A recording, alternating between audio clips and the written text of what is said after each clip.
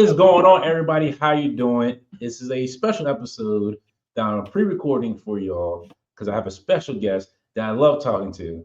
One of my favorites, I gotta say. And 2024 was a good year of like having Yes. great guests on. But this man, we gotta do a show together soon. Mr. Victor Dandridge, the hardest working man in comics. As always, how you doing, sir? Man, I'm so good, Dante. Thank you for having me on. Thank you for doing a special presentation.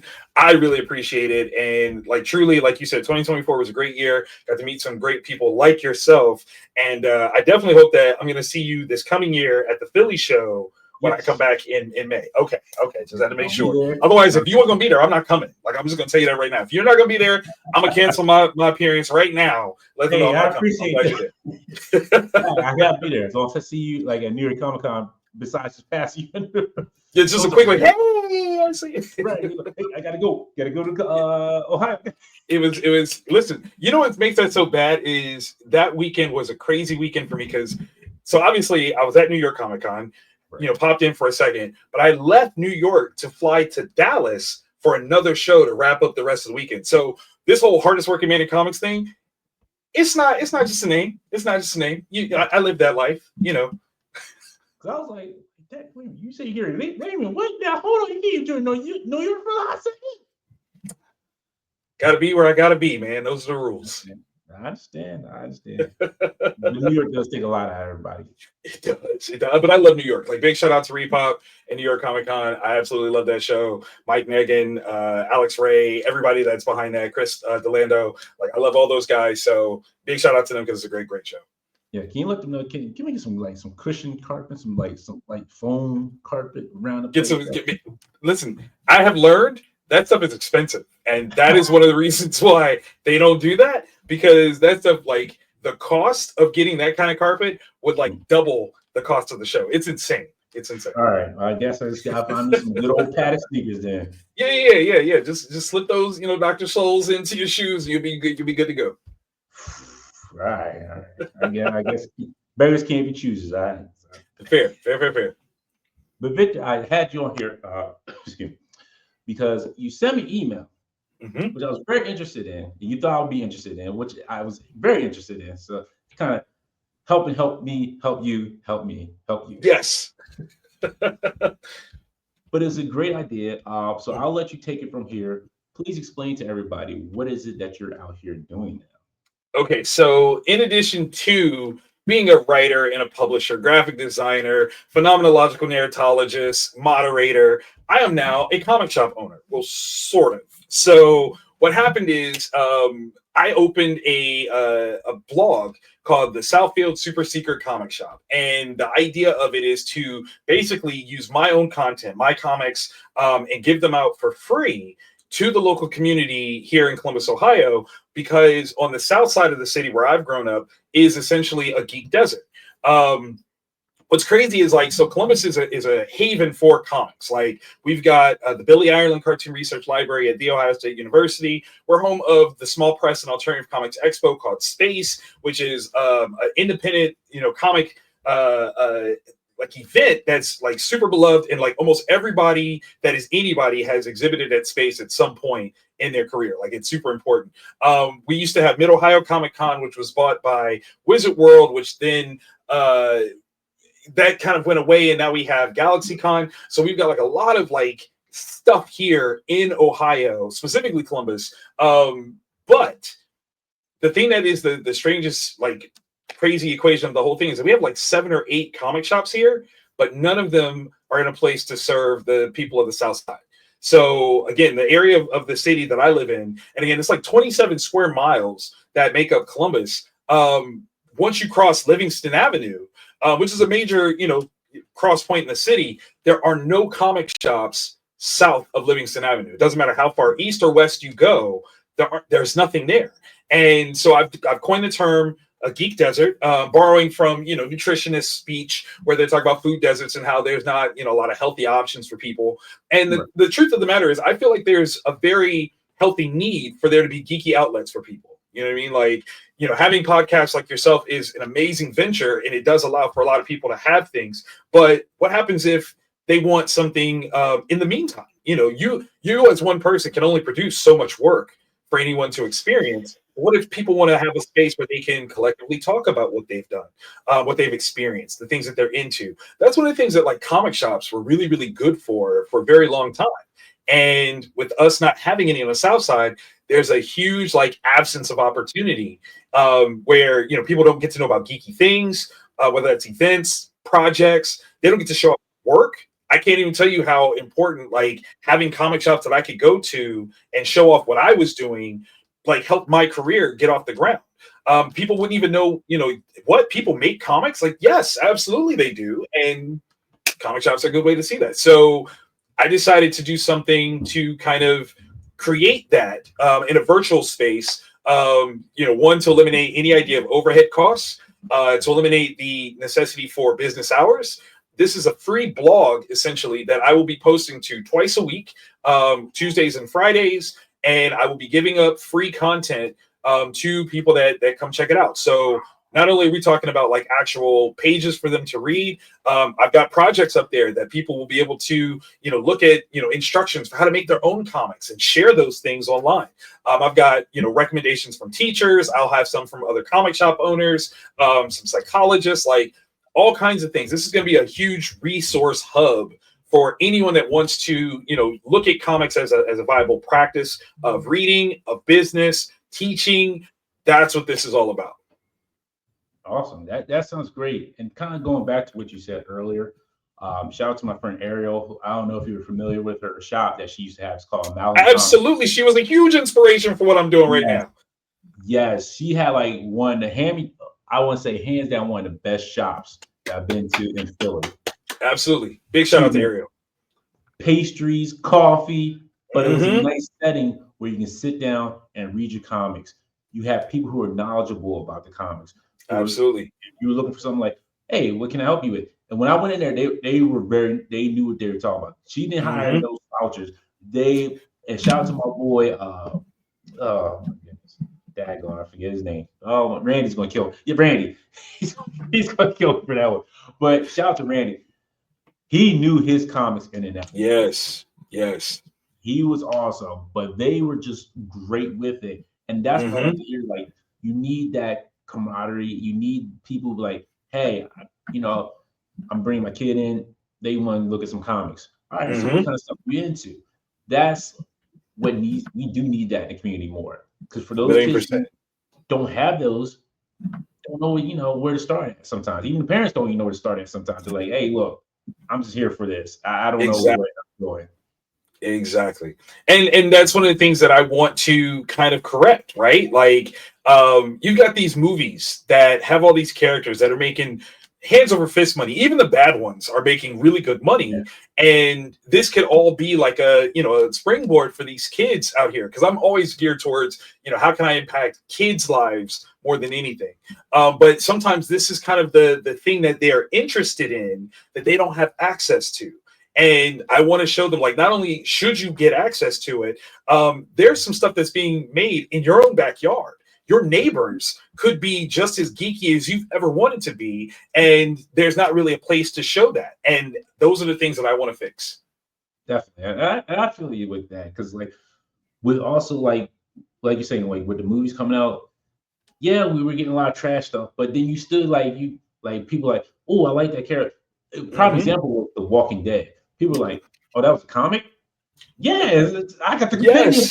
Like, you got to read it. Like, it's a little bit more different and more in depth in the comic than it is in the show. There's always going to be changes somewhere along the line, but it's almost like when people tell you like, hey, this movie was a book. All right, that's great. You should go and read the book. The book's better. You should read the book. Yes. Same thing with the comics. Like, hey, this movie's okay, but the comic's even better. This is just a side character. This is not even a main character. Absolutely that. Now, I will warn people, the Walking Dead community, Daryl Dixon is not from the comics. He was created for the show. I just want to warn you for that one. I don't want anybody to get mad. But, I mean, in that same way, like, that's kind of the beauty of it, too, is like, just because it's built off of this thing, they can go in different directions. So you can get a totally different experience by trying the show, the movie, and the book. Like, and then you'll have like the best of all, circumstances. That's one of my favorite things about The Walking Dead. That's one of my favorite things about Invincible. I mean, bringing up Robert Kirkman's work, like Robert is great for having different experiences in different formats, which is beautiful. How many people saw Invincible as a show on Amazon and had no idea that this is a cool comic that you can read ahead of and actually know what's coming? Exactly. Like that's the dopest thing ever. I literally have Amazon like cutout of Invincible like literally in my office here. Like it's back there, which is kind of crazy. But like that's how much of an Invincible fan I am. I'm coming out to visit there because don't be upset if I take home like where'd you get all that from? Did you get that from? Where'd you get that from? Where'd that come from? But okay, again to my point though, the place where I got it was one of the local comic shops. So like this is why those places are important, because again, it helps you build community, it helps you build your fan base, your fandoms, and all these wonderful things.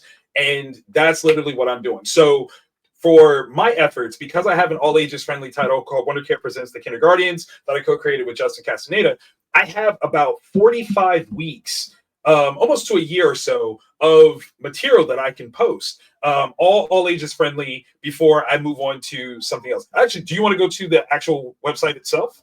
Yeah. Okay, so if you go to vipwebcomics.blogspot.com, that is the site itself. So that way we can show people exactly what we've got up there. You almost have it. You dropped one C after the web part. Oh, okay. There we go. And what's up there right now is the very first issue of the Kinderguardians. We'll be starting off. Let's see. Wait, where'd it go? I think I typed it wrong. You said VIP webcomics.blogspot.com. There you go. Spots.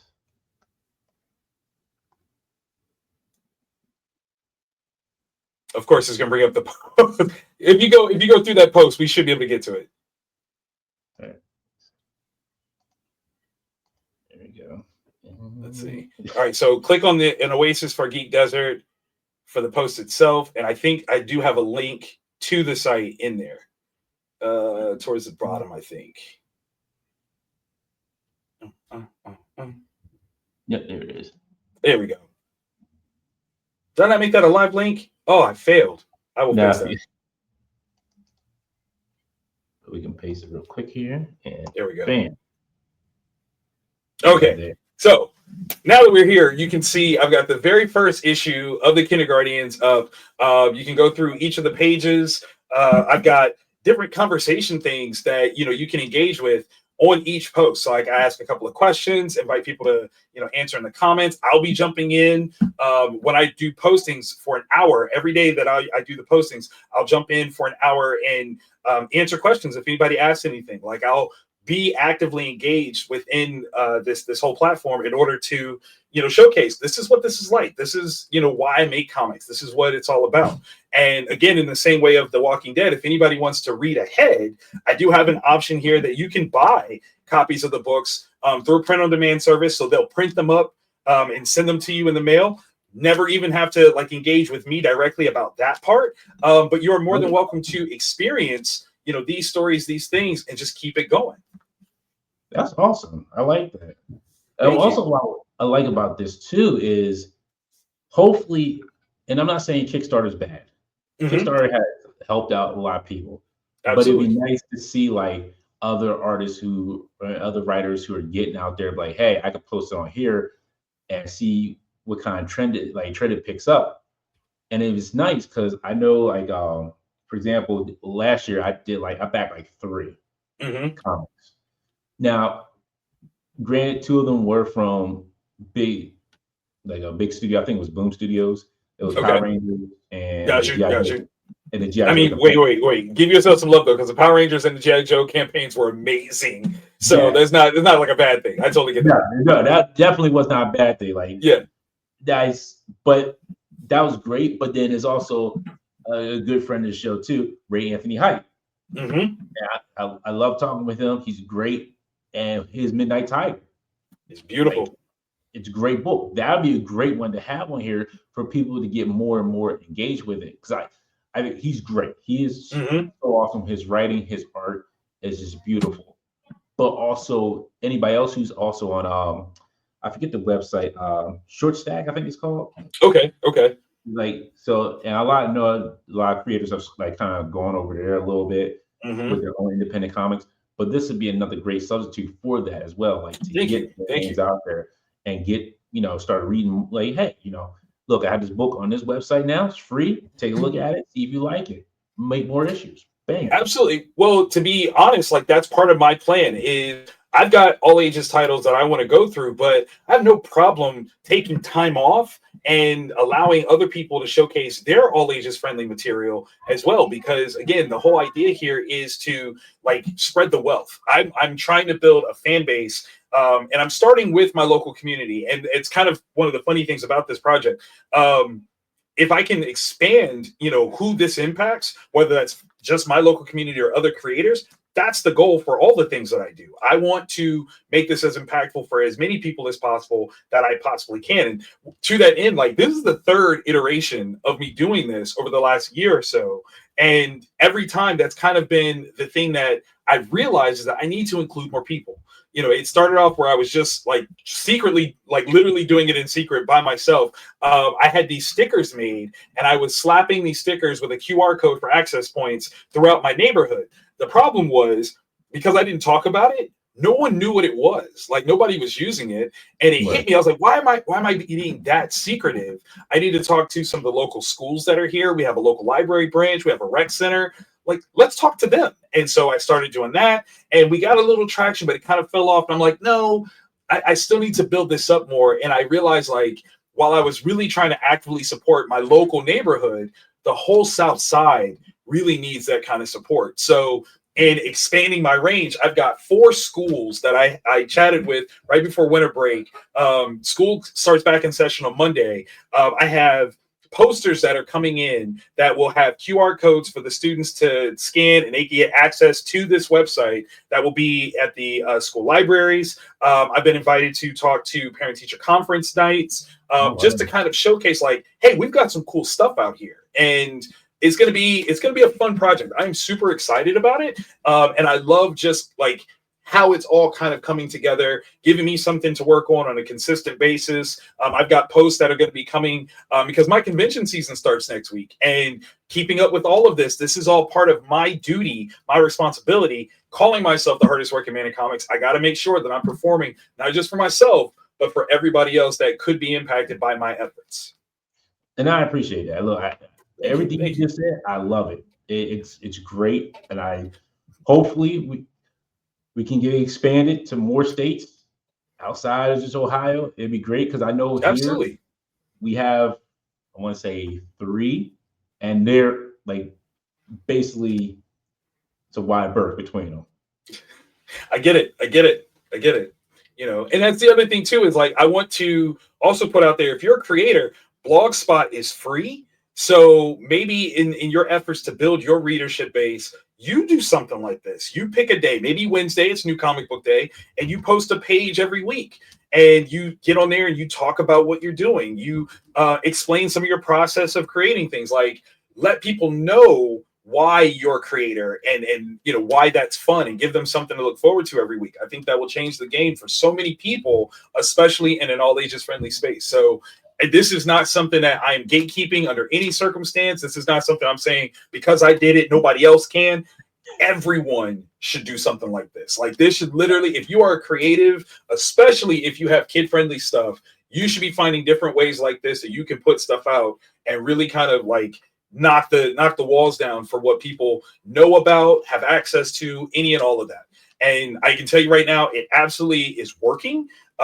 In the last, I think like 5 days. Yeah, I think it's been within the last 5 days. There have been 178 visitors to this site since I've started like one sharing it with teachers and talking about it since the first of the year. So like it's been insane. Like clearly there is an audience for it. I didn't have the right way to tap in yet. Everything happens in phases and stages, like my mother used to say. So now's the right time for me to do it. I'm doing it the right way, and it seems to be working. Definitely, yeah. If it's driving more traffic, I hope this video will drive more traffic for Oh, you and absolutely more will. people out there to take that chance. Because I will be taking that chance this year as well. Now, Love it. I'm Love not gonna it. say I can't say my stuff is kid friendly. That's all right too. That's all right too. Listen, it's all the thing is that there is enough readership for everybody. If you Right. choose to go for a more mature crowd, awesome. They deserve to be fed too. It's just this is just another easy way to build an audience long term because by catching other kids, the older stuff that I write, they'll stick with me for a little bit longer. But that's kind of the whole mindset for it. But yeah, I even teach you like how to read comics in case you've never done it before. What are the parts of a comic? What's the reading order that you're supposed to, approach this in? I want to make sure that this is as inclusive of a project as possible. Sir, there's one thing I will suggest. Where's my mind? What Give it to me. about those manga readers? So, what's funny? If you keep scrolling down, I do talk about that, how manga Oh goes the man, other you way. got me. Okay, you know it. You See? got What about manga? See, I got you, baby. I got you. right. I appreciate because we manga read like, all right, guys, like here's a book. Like, what am I supposed like? Why is so Which much way the am I? wrong way? Which Wait, let me show you. Let me show you a little trick here. No, that's absolutely no. You're right because again, how underserved would I be if I didn't consider because that's such a growing market of readers. Yeah. You got to give respect to the manga readers. So absolutely, I got some love for them too. But I also love too, like how you have it broken down, like the parts of the comic. So if somebody's Mhm. doing the comic, like, hey, this is what you need here, and this how it flows. You have, like you say, your sound effects here, but how it's going to read to the person's eye. Like, Mhm. all right, I'm gonna read from here, going this way, back down, this way. So it's from left to right, and it's beautiful. Now Thank you. for Thank you. our manga readers, it's right to left, That's right. The other way around. right. Which you know what? I don't have a problem with that either. Like I don't No, have no. issues. Once you know, it's Yeah. easy to understand. You just have to know that that's what it is. Until they That's start it. getting like the small dialogue box, like the boxes, like I'm like which box am I supposed to read in the middle That's section? that's hard. So the other thing to know about manga is it's actually I think from top to bottom first and then right Right. to left. So that's part of a design issue, we'll say, that though you can turn the pages around, the orientation of word balloons is vertical because Yeah. that's how, kanji is typically written and English words aren't written that way. So it becomes a little harder to translate stuff, but again, recognizing the kind of work that's going into that should make you appreciate it that much more. Like, man, they really wanted me to read this book. Like, Yeah. look at all the stuff that they had to squeeze in here, and this is why they had to do it. I respect that. So, again, I always try to educate to make people appreciate things more. Definitely. And I love, like I said, and again, I think this really reaches out to the younger class, like who are now like it was a little bit different when we were in school, and I don't know Right. if it was for you, but it was like you like that comic book stuff, get out of here. Now it's just like, hey, you like comics? Yeah, all right, cool. You see drawing, let's do this. Let's help them make a Absolutely. comic. That helps them get that creative juice flowing. Even, and I'll say this as if you're like into doing like band instruments, music, whatever. This also still helps you get that creative juice Absolutely. flowing. I should say Absolutely. it's something special when you feel like Hmm. you like this is like you find that little area where you're great at. And if this is somewhere where a kid's like trying to aspire to be in, man, this is like a great stepping stone to get to that point. Thank you, thank you, thank you. I do got to give a shout out. The Teaching Teachers book is a book that I wrote. This one is I just put together a new version that's more of a text guidebook. That's a bigger, I think it's like 60 something pages of information on how to bring comics into the classroom. Right now, there is a smaller version. It's only like 20 something pages. That's just the visual graphics that is available on the You Create Comics website. That's UCRE8comics.com. Teachers can sign up for it. Parents can sign up for it. If you want to just have the visual graphics of that, you can definitely sign up for that for free. So you can get more of that information, that content on how to do it. This is my beautiful friend, Jennifer Harvey. She's a teacher, has been a teacher for almost 30 years, wrote up this great piece about, that same idea, how, it used to be that, no, you would look down on people for reading comics, and teachers now are like, no, if they're reading, they're reading. That's what we want. Like, give them the comics then. Like, we're not going to judge books on the style, because there's actually a lot of skills that reading comics builds that we didn't realize were the case, especially as we're moving into more visual narratives anyway. Like there's a lot of stuff here. So Jennifer wonderfully, gave me this write up. Like I said, I've got another one from a comic shop owner. I've got one from a psychologist that's coming in, just to kind of, again, give a little bit more weight to what we're doing with this site. And it's weird to, like, it's a good thing to, like, when you say they're reading, they are reading, because there's some words in there you'd be like, if anybody's ever read Watchmen, you're like, come on, who uses those words? Alan Moore does. Right. That's what. Which is funny too, because I was on Reddit as well, and the most dangerous place. But somebody was like, "How am I supposed to read this?" And it was literally cursive. It was just straight cursive, and they're like, "Hey, that's how they did it.